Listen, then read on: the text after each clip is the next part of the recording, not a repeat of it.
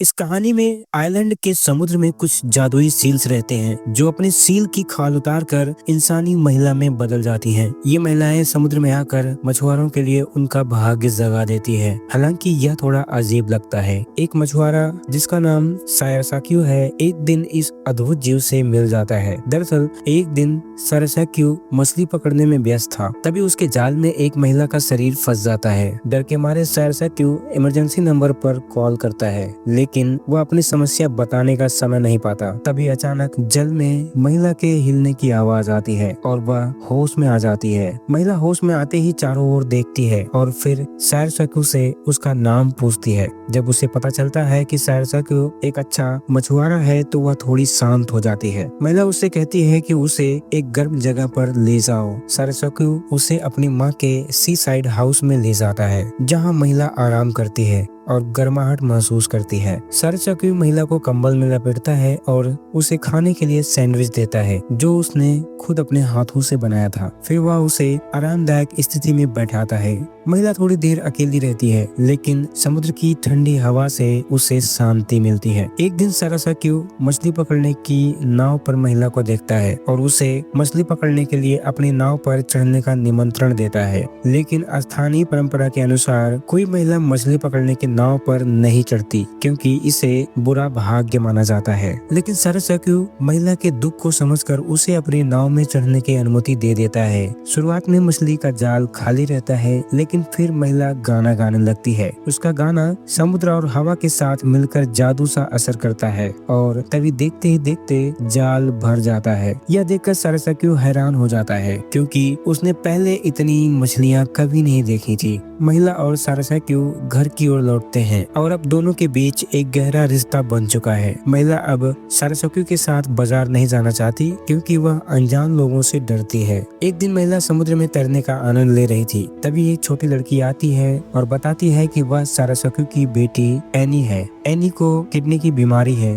और वह रोज अस्पताल जाती है। एनी की बातों से महिला को सील महिला की कहानी याद आती है। एनी ने अपनी किताबों में पढ़ा था कि सील महिलाएं समुद्र से आती हैं और अपने सील की खाल उतार कर जमीन पर रहती हैं। एनी की बातों से महिला चौंक जाती है और वह अब उसे समझाने लगती है कि वह भी वही महिला है जो समुद्र से आई है। दोनों जल्दी दोस्त बन जाते हैं और साथ में तैरने का वादा करते हैं। एनी तैरने में असमर्थ होती है, लेकिन महिला उसे तैरना सिखाती है। तभी अचानक महिला को कुछ अजीब महसूस होता है और वह समुद्र में गहरी तैराकी करती है और एक पैकेट निकालती है। महिला उस पैकेट को खोलकर देखती है तो उसे बहुत खुशी होती है। तब एनी को समझ में आता है कि एंडीनी ने अपनी सील की खाल निकाल ली है और शायद वह जल्द ही समुद्र में लौटेगी। एनी नहीं चाहती थी कि वह अपनी दोस्त को खो दे, इसलिए वह एंडीनी से कहती है कि वह सील की खाल को छिपा दे ताकि वे हमेशा दोस्त बनकर साथ रहें। एनी के कहने पर एंडीनी खुश रहने की इच्छा से एनी के साथ मिलकर सील की खाल को जमीन में गाड़ दिया। एंडीनी एनी से कहती है कि यह एक छोटा सा राज है और इसे वह किसी को भी ना बताए। जब वे यह काम पूरा कर चुकी तो एंडीनी अब बहुत आराम महसूस करती है और सायासाक्यू के साथ मछली पकड़ने की यात्रा पर जाने का प्रस्ताव करती है। वह सीखने लगती है कि कैसे मछली पकड़ने की नाव को चलाना है। अचानक फिशरीज बोर्ड का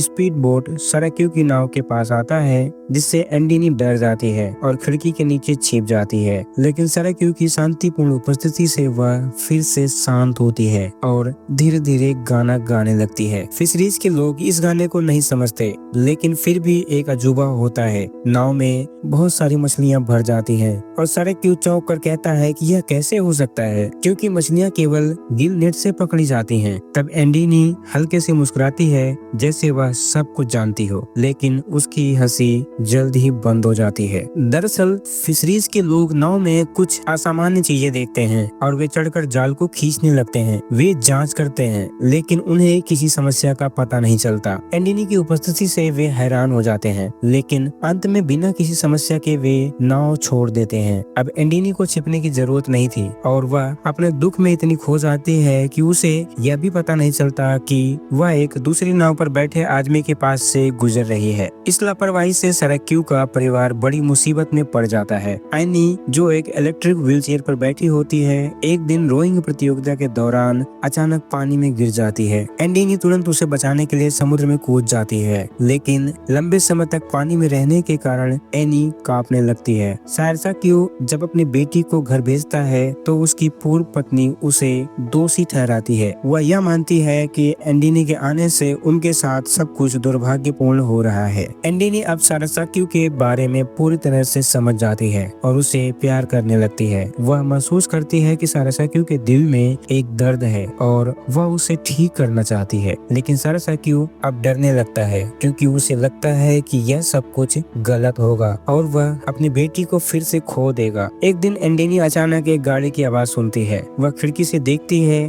और देखती है कि उसका पति जो एक अपराधी है कुछ लोगों के साथ आ रहा है। अब वह छिपने के लिए पौधों के शेड में चली जाती है और धीरे धीरे उन लोगों के कदमों की आवाजें सुनने लगती है। जब वह देखती है कि सरक्यू उसकी तलाश कर रहा है तो वह पहली बार कहती है वह आ रहा है। इसका मतलब है कि एंडिनी को अब जाना होगा। सरक्यू की बेटी एनी गंभीर रूप से घायल हो जाती है और उसे अस्पताल में भर्ती कराया जाता है। सरक्यू की पहली पत्नी एंडिनी को दोषी ठहराती है और कहती है कि अगर वह उसे यहाँ से नहीं भेजेगा तो वह अपनी बेटी से कभी नहीं मिल सकेगा। सरक्यू इस डर से एंडिनी को वापस भेज देता है। एंडिनी बुरी तरह टूट जाती है और समुद्र में कूदने का सोचती है। अब वह असली सील की तरह गायब हो जाती है, जैसे कि वह समुद्र में समा गई हो। लेकिन फिर सरक्यू को एक जाना पहचाना गीत सुनाई देता है और वह दौड़कर बाहर जाता है। तब उसे पता चलता है कि यह गाना सिर्फ एंडिनी का था। इससे वह समझ जाता है कि एंडिनी असली सील महिला नहीं थी, बल्कि एक सामान्य इंसान थी। जब सरक्यू को सच्चाई का पता चलता है तो वह एंडिनी को ढूंढने के लिए लौटता है।